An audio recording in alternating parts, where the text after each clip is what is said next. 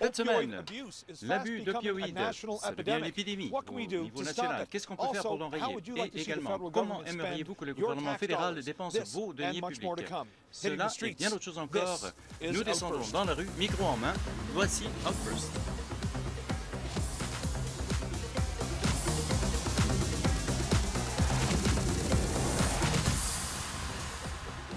Bonjour et bienvenue à Outburst, je suis Glenn McInnes. Alors, l'abus d'antidouleurs sur ordonnance devient un gros problème dans ce pays. D'après l'Association médicale canadienne, environ 2000 Canadiens sont morts de surdose d'opioïdes en 2015. Et entre 10 et 20 000 Canadiens seraient morts au cours de la dernière décennie. Le Canada est le deuxième au monde dans la consommation d'opioïdes sur ordonnance après les États-Unis. Donc nous avons consulté avec les Canadiens pour essayer de trouver des solutions à ce problème. Notre question pour vous, que devrait-on faire pour s'attaquer au problème de l'abus d'opioïdes au Canada?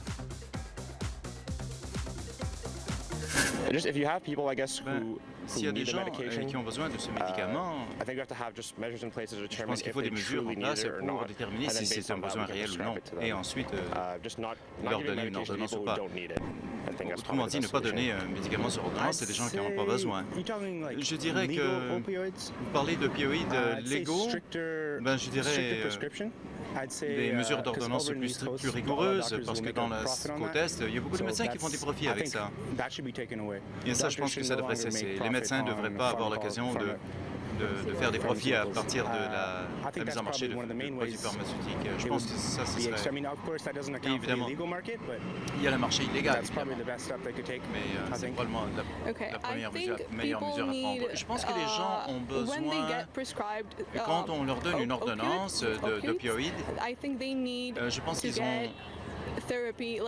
ont besoin d'avoir un thérapeute qui leur explique qu'est-ce qu'on leur donne et pourquoi on leur donne ce médicament. Parce que, je comprends pourquoi j'ai une amie qui vient juste d'avoir une ordonnance d'opioïdes parce qu'il vient de se casser 6 côtes. Je sais qu'il en a besoin parce que c'est impossible pour lui autrement de contrôler sa douleur. Donc c'est nécessaire. Mais il faut se rendre compte que les opioïdes peuvent vraiment causer beaucoup de problèmes. Donc je pense que ce serait nécessaire qu'il y ait un suivi par un thérapeute. Et comme ça, les patients peuvent récupérer non seulement physiquement, mais aussi sur le plan psychologique. Et je pense que ça devrait être monétaire. Les gens qui achètent ces choses-là et le montant qu'ils achètent et la fréquence devraient être contrôlés. Donc il faut... Mais évidemment, quand on ne peut pas mesurer, si on ne mesure pas l'utilisation, on ne peut pas contrôler. Je pense qu'il faudrait empêcher les gens de prendre des drogues, peut-être arrêter ceux qui en vendent. Je pense que les médecins doivent faire plus attention avant de prescrire des médicaments antidouleurs parce que la gestion de la douleur, c'est un problème sérieux, évidemment. Peut-être que les médecins devraient être un peu plus judicieux dans leur choix des patients, le choix des médicaments par rapport aux patients. Parce que souvent, ça crée des problèmes de dépendance. L'éducation, je pense, est probablement l'un des facteurs clés pour aider les gens à éviter que les gens deviennent accoutumés. Et pas seulement les opioïdes, mais beaucoup d'autres médicaments qui ont des composantes psychoactives.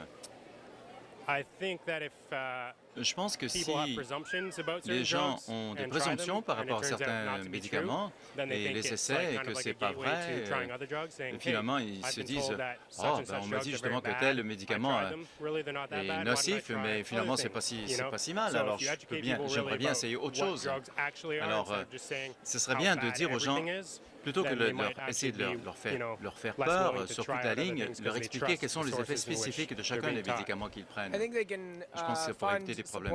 Je pense qu'ils pourraient financer des programmes de soutien parce que l'une des meilleures façons de traiter ce problème, c'est avec de l'amour, de faire avec amour et de fournir le soutien nécessaire aux gens qui en ont besoin. C'est la seule façon de réparer la situation. C'est pas en essayant de criminaliser davantage ou en créant plus de lois, c'est en essayant d'aider les gens qui en ont besoin. Évidemment, la réglementation aide, mais parce que les gens ne s'accoutument pas à ce genre de choses-là. comme ça, c'est que les gens sont confus, sont malheureux, et le gouvernement peut aider, mais je ne pense pas que le gouvernement peut apporter une solution à ce problème. Je pense qu'on a besoin de plus de programmes d'éducation, plus d'aide communautaire, des sites d'injection, une meilleure sensibilisation de la part des professionnels de la santé quant au risque d'accoutumance avec les opioïdes et aussi un meilleur contrôle de la manière dont les opioïdes sont prescrits.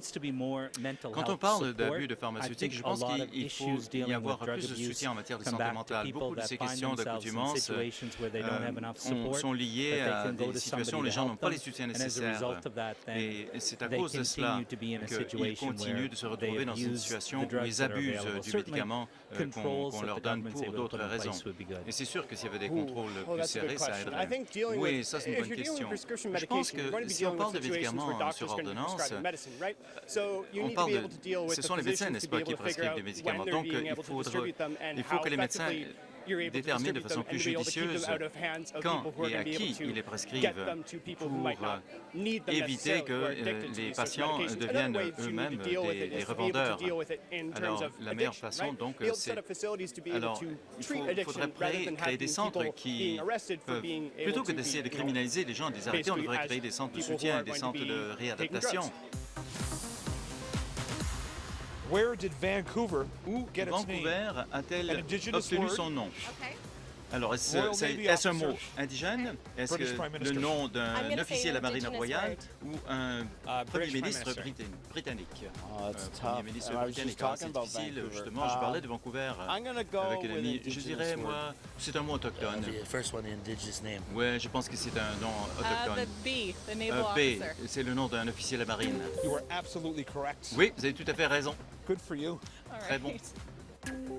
La ville de Vancouver a été nommée d'après le capitaine George Vancouver, un armé de la Marine royale qui a été le premier Européen à entrer dans le détroit de Burrard sur la côte ouest du Canada. La politique d'immigration du Canada alimente beaucoup de débats parmi les politiciens au pays.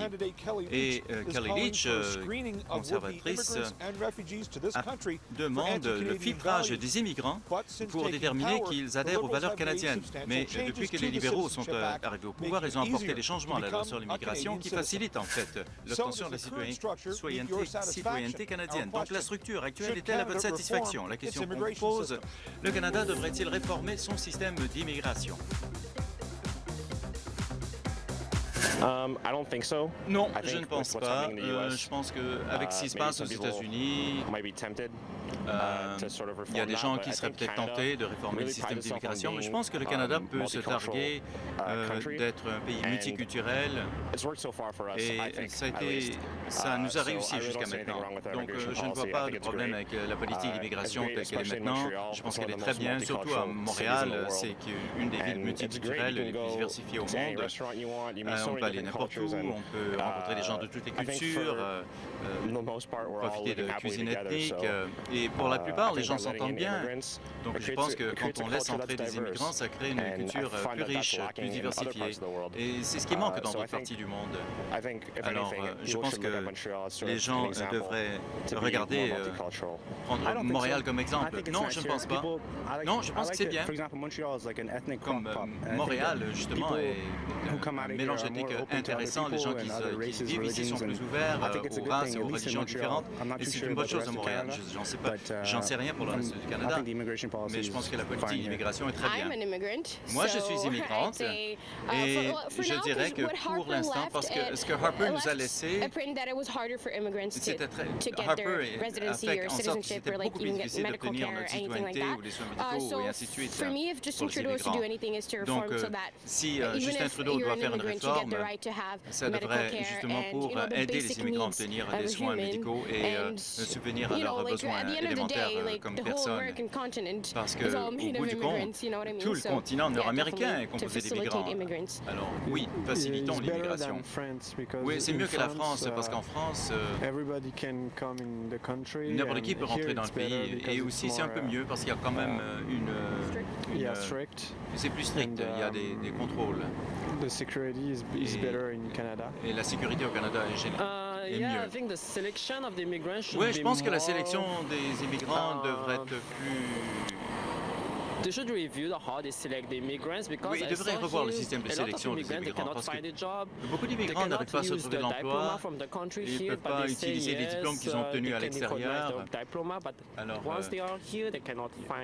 une fois qu'ils arrivent avec leur diplôme, le diplôme n'est pas reconnu, donc il y a un problème au niveau de la sélection. Je pense que ça marche bien. Oui, s'impliquer dans la politique d'autres pays, c'est toujours délicat parce que l'information qui nous est rendue disponible est souvent déformée. Et donc, quand on accepte un réfugié, ça peut aider beaucoup de gens, et je n'en doute pas, mais ça peut être aussi... ça peut aussi gêner le développement de certains aspects de notre pays. Je pense peut-être que ce n'est pas une mauvaise chose de permettre aux gens d'émigrer, mais il faudrait une politique très rigoureuse d'entrevue pour nous assurer que ces gens-là ont de bonnes intentions. Parce que le monde est compliqué. Alors, d'ouvrir les portes à n'importe qui, ça peut entraîner le chaos. Et au lieu d'aider, on ne fait que créer des problèmes et de la confusion massive. Confusion généralisée. Et aussi parce que les gens sont très différents. Quand ils arrivent ici, ils n'ont pas l'habitude de notre société, ils ne connaissent pas nos coutumes. Ça peut causer des problèmes de ségrégation, de division aussi entre les cultures. La politique d'immigration, c'est bien au-delà de mes connaissances. Je pense que tout ce qu'on peut faire pour ouvrir nos portes et permettre aux gens de s'établir et de se faire un foyer, c'est bien. Moi, je ne prétends pas comprendre toutes les nuances politiques, de savoir comment on peut les intégrer, mais je pense qu'on devrait quand même accepter notre diversité et faire en sorte que notre société soit encore plus multiculturelle. Non, je ne pense pas. Moi, je suis très inclusive personnellement. Je pense mais je pense qu'il faut charité bien ordonnée commence par soi-même. Il faut s'occuper de soi-même, construire son propre foyer. Et une fois qu'on est bien établi, à ce moment-là, quand on accueille les gens chez nous, on les apporte on les accueille dans ce pays fort qui marche bien. Oh, je pense que ça devrait continuer. Il y a tout un potentiel pour que les immigrants, les réfugiés contribuent à l'économie et à la société. Je pense qu'on a toujours été, par le passé, au cours des 150 dernières années, ouverts aux immigrants. Et je pense que la plupart des Canadiens seraient d'accord pour qu'on continue. Je pense que le problème avec les réfugiés, c'est qu'il faut comprendre qu'ils intègrent une culture qui n'est pas la leur. Il y a beaucoup de Canadiens, comme par exemple des Américains, aux dernières élections, qui ont des craintes fondées non par rapport aux immigrants. Et il y a des situations comme celle en Allemagne qui peuvent surgir parce que les immigrants, justement, sans le soutien nécessaire de la part du gouvernement, ont essayé de s'intégrer dans une société plus séculaire par rapport à celle dont ils proviennent. Oui, mais qu'est-ce que le Canada comme pays? Le Canada est une nation qui est composée d'immigrants au départ. Et on veut être capable d'assurer une bonne subsistance à tout le monde. Donc, le système d'immigration, pour moi, est très bien. Et je veux encourager les gens à venir au Canada et d'être capables de se faire une vie. Donc, je suis tout à fait d'accord avec la politique d'immigration actuelle. Alors, le premier vol au Canada a pris place dans quelle province? Nouvelle-Écosse, Ontario, Saskatchewan? Nova Scotia. Nouvelle-Écosse. Total guess. Et puis, je devine. J'ai aucune idée. Ah, c'est difficile, ça? Ah, c'est pas difficile. I'm going to go with Nova Scotia. Ben, je dirais la Nouvelle-Écosse. It's Saskatchewan. Saskatchewan. Saskatchewan. La Saskatchewan. Nova Scotia. Nouvelle-Écosse. It is Nova Scotia. C'est la Nouvelle-Écosse. J.A.D. McCurdy Silver Dart at Baddeck, Nova Scotia, pris les airs avec le Silver Dart à Baddeck en Nouvelle-Écosse le 23 février 1909. C'était le premier vol d'un aéronef au Canada.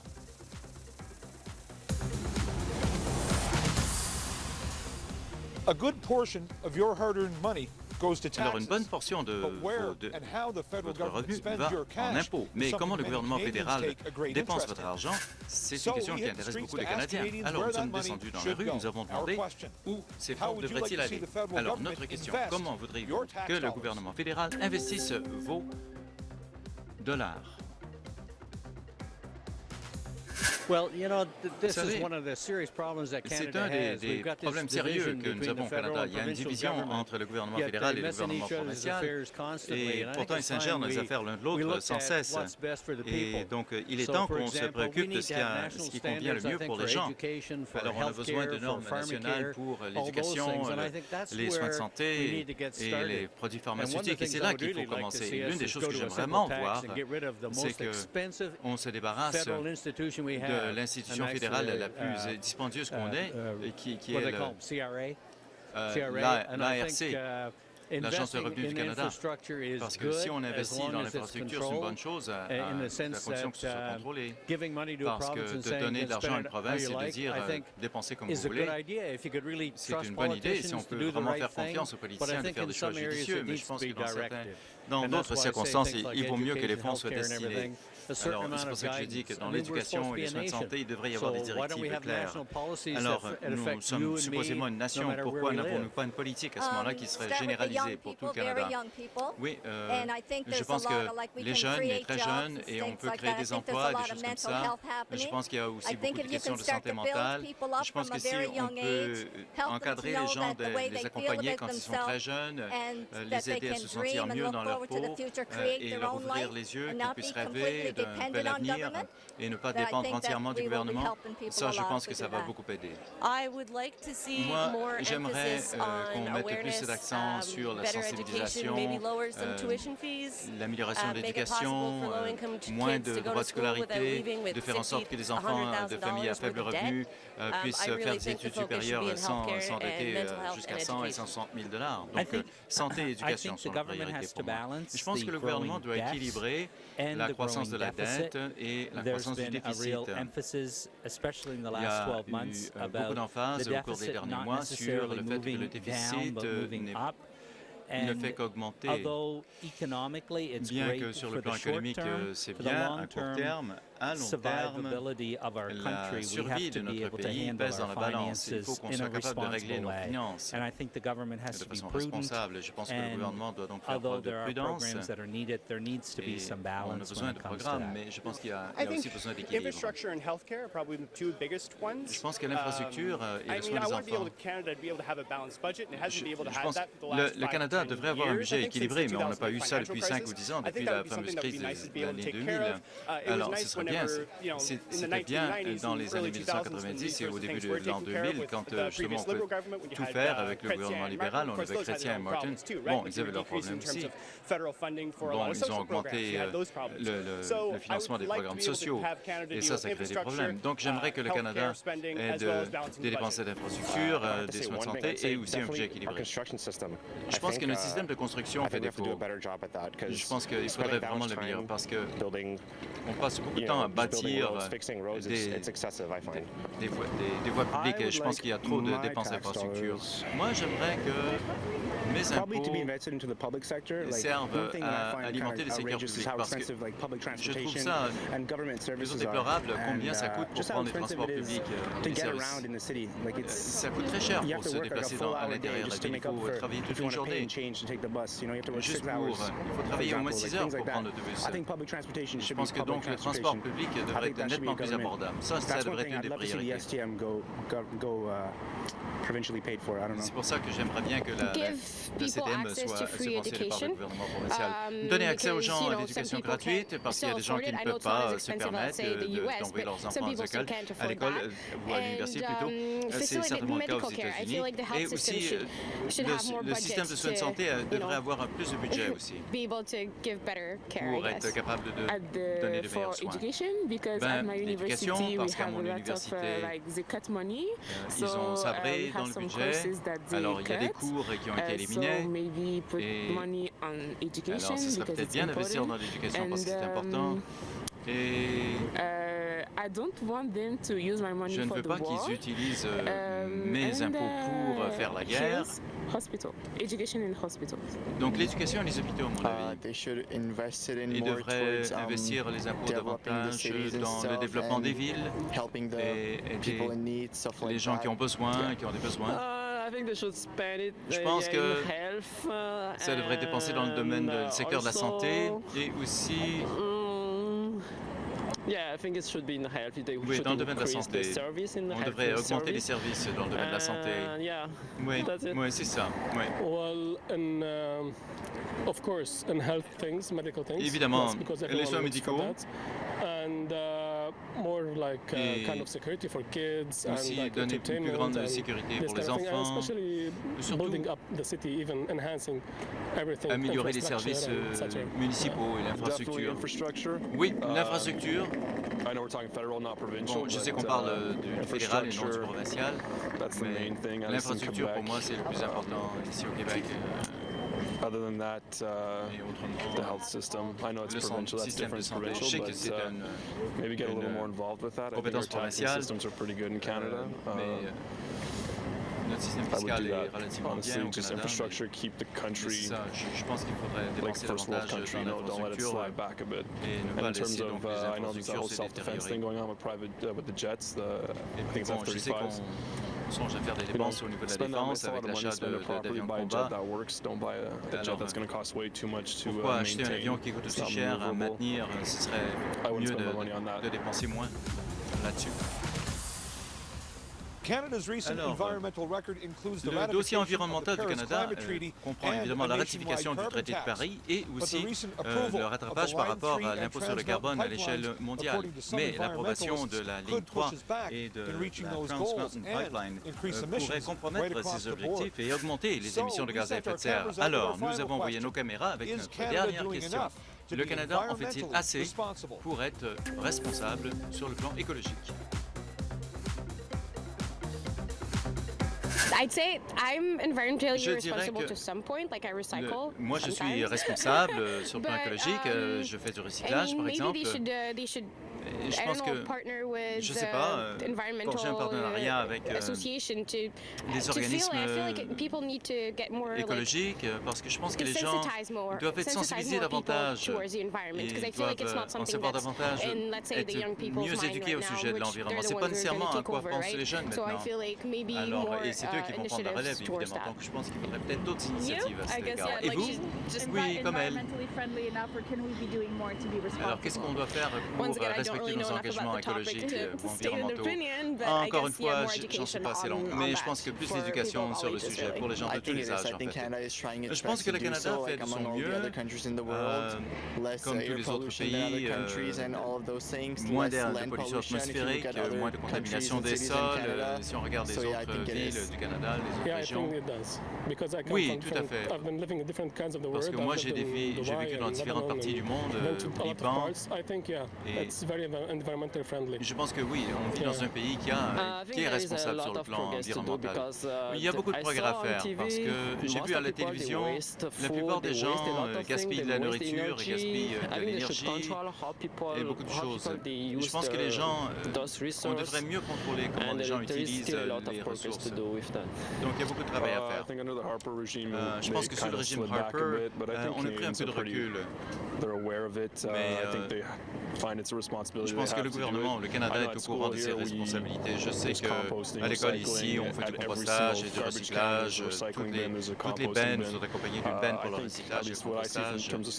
Alors, du moins, c'est ce que je vois au niveau des étudiants. Donc, je pense que les étudiants sont relativement responsables. Je ne sais pas ce que je ne peux pas vous en dire autant pour le reste de la population, mais les jeunes font leur part. Ben, quand il s'agit d'énergie, je pense que c'est une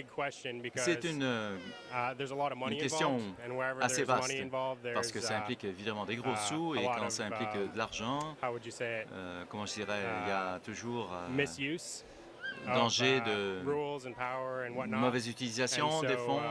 Alors, quand on parle d'énergie, je pense qu'il faudrait peut-être éliminer les lois qui empêchent le brevetage de nouvelles technologies parce que supposément ça pourrait être un danger pour la sécurité public ou encore que ça empiète sur la propriété intellectuelle d'un autre inventeur. Je pense que la technologie devrait être promulguée pour le bien-être de l'humanité. Et donc, il faudrait peut-être justement qu'on songe à l'utilisation de technologies qui est mise au rencard. Je pense que la taxe sur le carbone est une bonne idée. Ça a du sens d'imposer un impôt aux entreprises basé sur la production de leur consommation d'énergie. Et l'utilisation de l'énergie renouvelable a fait ses preuves dans d'autres pays. Donc, c'est une bonne stratégie. Et il y a aussi des preuves comme quoi l'engagement environnemental peut être très profitable pour l'industrie et les entreprises. Donc, investir dans les ressources renouvelables et aussi imposer les entreprises pour leur consommation d'énergie. Je pense que c'est à nous de prendre nos propres responsabilités en tant que citoyens. Évidemment, le gouvernement peut réglementer, mais ce n'est pas le gouvernement qui va apporter la solution à votre cour, à votre foyer, à votre communauté. Alors, c'est nous qui élisons nos politiciens. Donc, c'est à nous de bâtir notre pays comme on le veut. Je pense que la meilleure chose à faire, ce serait de continuer d'aller de l'avant, d'aller de l'avant avec l'accord de Paris, d'essayer de réduire nos émissions de gaz à effet de serre et de créer des initiatives pour embrasser des technologies propres et aussi d'embaucher des étudiants qui comprennent cela, qui ont la formation nécessaire. À cause de l'évolution de l'entente de Paris, le gouvernement essaie de créer un consensus dans l'ensemble du pays. Mais encore là, il faut équilibrer la situation parce que nous produisons de l'énergie. Il faut justement préserver l'emploi dans le secteur de l'énergie. Mais évidemment, le changement du climat et le réchauffement du climat mondial sont un vrai problème. Alors, on ne veut pas avoir une crise qui rendra la planète inhabitable. Qui était le Premier ministre du Canada quand Terre-Neuve et Labrador se sont joints à la Confédération? Lester B. Pearson, Louis Saint-Laurent, John Diefenbaker. Alors, Pearson, Saint-Laurent ou Diefenbaker? Moi, je dirais Pearson parce que c'est le seul que je connais. Diefenbaker? Diefenbaker? I'm going to go with Pearson. Moi, je dirais Pearson. I'm going with B, Louis Saint-Laurent. Moi, je dirais Louis Saint-Laurent. You are absolutely correct. Vous avez entièrement raison. Thank you. Thank you. Vous avez bien fait ça aujourd'hui. Merci. Stay dry. Thank you. Bye-bye. Bye-bye. Louis Saint-Laurent était Premier ministre du Canada du 15 novembre au 21 juin 1948 au 21 juin 1957. Pendant qu'il était au pouvoir, il a accueilli Terre-Neuve dans la Confédération en 1949. Alors, c'est tout pour ce segment d'Outburst. Si vous aimez l'émission, vous pouvez regarder l'émission sur notre site web à www.cpac.ca, sur l'application CPAC TV2Go ou sur notre canal YouTube. Vous pouvez aussi vous joindre à la conversation sur les médias sociaux via Twitter ou Instagram. Alors, je suis Glenn McInnes et au nom de toute l'équipe ici à CPAC, merci d'avoir été des nôtres et à la prochaine.